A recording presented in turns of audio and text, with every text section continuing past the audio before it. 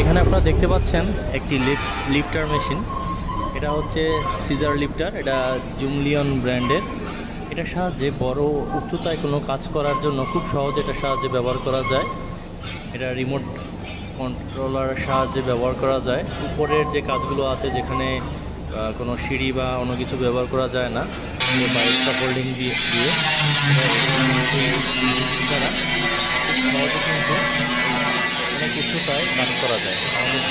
সামনে যে মেশিনে দেখতে পাচ্ছেন এটা